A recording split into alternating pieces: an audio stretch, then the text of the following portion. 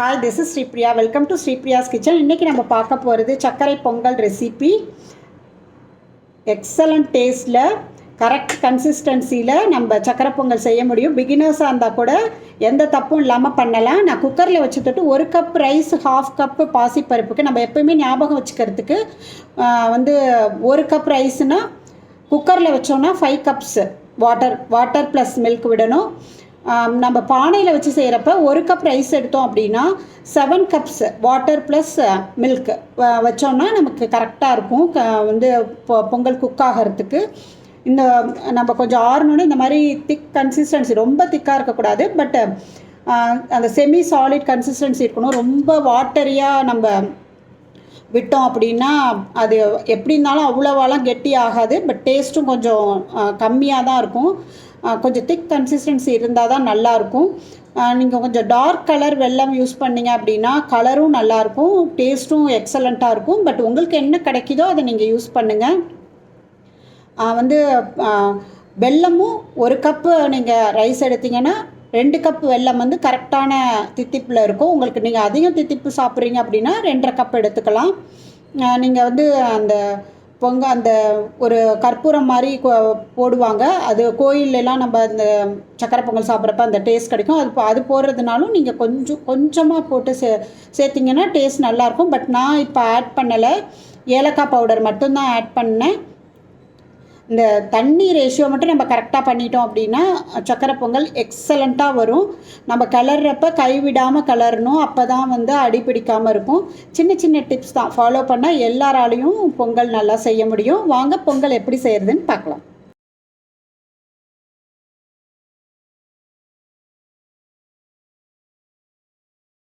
Half cup Pongal பச்சரிசி எடுத்திருக்கேன், 1/4 cup பாசிப்பருப்பு எடுத்திருக்கேன். இதை ஒரு வெறும் வாணலியில் போட்டு நம்ம நிறம் மாறுற வரைக்கும் வறுக்கலாம். நிறம் மாறுற அளவுக்கு வறுத்தாச்சு. இப்போ அரிசி பருப்பு ரெண்டுத்தையும் நம்ம நல்லா கழுவிக்கலாம். அரிசி பருப்பை நல்லா கழுவியாச்சு. நான் 1.5 கப்பு மில்க் எடுத்திருக்கேன், 1 கப் வாட்டர் எடுத்திருக்கேன். இப்போ இதை மில்கையும் வாட்டரையும் ஆட் பண்ணி ஒரு 1/2 அன் ஹவர் நம்ம ஊற வைக்கலாம். நம்ம இதை மில்க்லேயே குக் பண்ண போகிறோம்.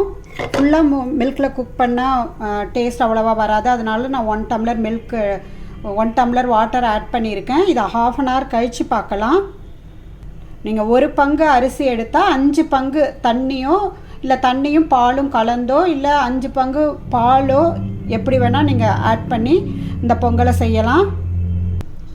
பால் பொங்கி வராமல் இருக்கிறதுக்கு ஒரு கரண்டியும் நம்ம இதிலே ஒரு ஸ்பூனை நம்ம போட்டுடலாம். ஸோ குக் ஆகிறப்ப பொங்கி வராமல் இருக்கும். அதனால் நல்ல ஸ்பூனாக பார்த்து போட்டுருங்க. 1/2 அன் ஹவர் அரிசி பருப்பு ஊறியாச்சு. நான் குக்கரை ஸ்டவ்வில் ஏற்றிட்டேன்.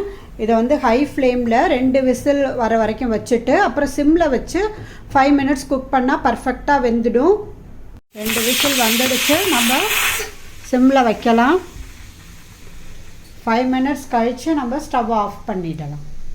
கப்பு பச்சரிசி எடுத்து 1 கப்பு வெல்லம், 1/2 கப்பு வாட்டர் விட்டு நல்லா மிக்ஸ் பண்ணி ஸ்டவ்வில் வச்சு சும்மா கரையிற வரைக்கும் ஒரு 2 மினிட்ஸ் கொதிச்சா போதும். சர்க்கரை நல்லா கரைஞ்சிடுச்சு. ஒரு 2 மினிட்ஸ் கொதிச்சிடுச்சு. இந்த ஸ்டேஜில் ஸ்டவ் ஆஃப் பண்ணிவிட்டு நம்ம வடிகட்டிக்கலாம். வெள்ளை தண்ணி வடிகட்டி எடுத்தாச்சு. 2 டேபிள் ஸ்பூன் நெய்யில் நான் கொஞ்சம் முந்திரி, திராட்சை எல்லாம் வறுத்துருக்கேன். இந்த மாதிரி பொன்னிறமாக வறுத்துக்கலாம். ப்ரெஷர் போயிடுச்சு, நல்லா பாருங்கள் வெந்துடுச்சு, அடியெலாம் பிடிக்கலை. கரெக்டாக 2 விசில் வச்சுட்டு சிம்மில் வச்சு 5 மினிட்ஸ் குக் பண்ணால் இந்த மாதிரி நல்லா வெந்துடும். பாலில் வெந்த தொட்டு நல்லா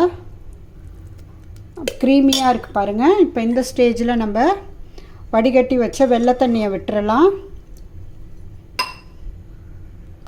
வறுத்து வச்சுருந்த முந்திரி, திராட்சை, அப்புறம் கொஞ்சோண்டு ஒரு 1/4 டீஸ்பூன் இலாய்ச்சி பவுடர், ஏலக்காய் பவுடர் போட்டிருக்கேன்.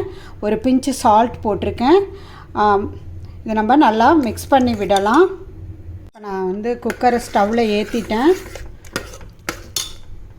நல்லா மிக்ஸ் பண்ணி விடணும். பாருங்கள் கன்சிஸ்டன்சி கரெக்டாக இருக்குது, ரொம்ப வாட்டரியாக இருக்கக்கூடாது. இதை ஒரு 1 மினிட் நம்ம கலந்து விடலாம். 1 மினிட் கலந்து விட்டால் பொங்கல் ரெடி ஆகிடும். நம்ம குக்கரில் போட்ட அந்த ஸ்பூனை எடுத்தாச்சு. இப்போ நான் ஸ்டவ்வை வந்து சிம்மில் தான் வச்சுருக்கேன், அடி பிடிச்சிடும். ஸோ கவனமாக நம்ம மிக்ஸ் பண்ணி விடணும். 1 மினிட் நம்ம அதை கொதிக்க வைக்கிறப்ப சர்க்கரை பாகு வந்து அரிசி பருப்பில் நல்லா ஏறிடும். ஸோ கை விடாமல் நம்ம கிளறலாம். நான் ஆர்கானிக் வெல்லம் யூஸ் பண்ணியிருக்க தொட்டு கலர் வந்து நல்லா டார்க்காக இருக்கும், பார்க்குறதுக்கு சாப்பிட்றதுக்கு எல்லாமே நல்லாயிருக்கும். நல்லா ஒரு 2 மினிட்ஸ் நான் நல்லா கலந்து விட்டுட்டேன். இப்போ 2 டேபிள் ஸ்பூன் நெய் விட்டுருக்கேன். நெய் நிறையா விட்டால் தான் டேஸ்ட் நல்லாயிருக்கும். இதை நம்ம அப்படியே லைட்டாக மிக்ஸ் பண்ணி மேலே கொஞ்சம் நெய் இருக்கட்டும். இப்படி வச்சிட்டோன்னா பொங்கல் வந்து ட்ரை ஆகாமல் இருக்கும், மேலே ஏடு மாதிரி படிஞ்சிரும். நம்ம இப்படி வந்து மேலாப்பில் நெய்யை எல்லா இடத்துலையும் பரவலாக பண்ணிவிட்டு எப்போ பரிமாறுறோமோ அப்போ கிளறி விட்டு பரிமாறலாம்.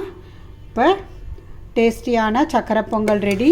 பாருங்கள், இதோட கன்சிஸ்டன்சி பாருங்கள், இந்த மாதிரி இருக்கணும், ரொம்ப வாட்டரியாக இருக்கக்கூடாது. இந்த மாதிரி இருந்தால் சாப்பிட்ற டைமுக்கு வந்து நமக்கு நல்லா கரெக்ட் கன்சிஸ்டன்சியில் பொங்கல் வந்து சாஃப்டாக வாயிலே கரையும் போட்டால் அந்த மாதிரி இருக்கும். டேஸ்ட் எக்ஸலண்ட்டாக இருக்கும். இந்த ஸ்டேஜில் நீங்கள் பச்சை கற்பூரம் சேர்க்கறதுனாலும் சேர்த்துக்கலாம். இப்போ சக்கரை பொங்கல் ரெடி. இதை ஒரு சர்விங் பிளேட்டுக்கு ட்ரான்ஸ்ஃபர் பண்ணலாம். கொஞ்சம் ஆறிடுச்சு பாருங்கள், கரெக்ட் கன்சிஸ்டன்சியில் இருக்குது. இந்த மாதிரி தான் இருக்கணும், ரொம்ப வாட்டரியாலாம் விடக்கூடாது. ஸோ தண்ணி பால் விடுற வந்து ரேஷியோ வந்து வெரி வெரி இம்பார்ட்டண்ட்.